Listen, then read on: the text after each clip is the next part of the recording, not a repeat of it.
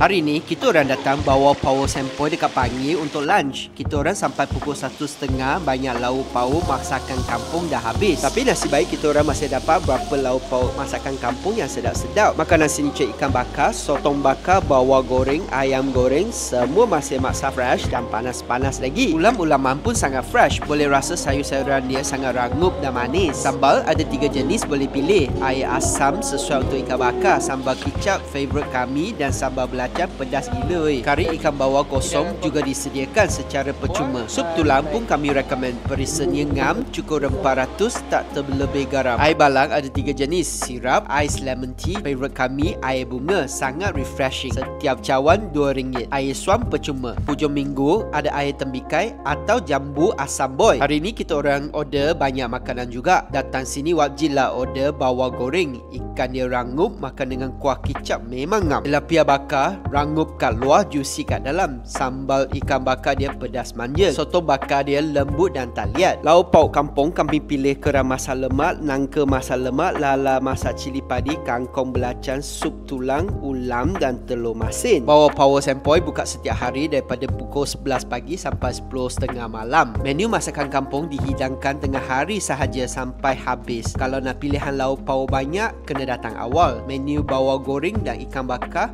sampai malam. Nak datang sini, wei je bawa power sempoi Bangi.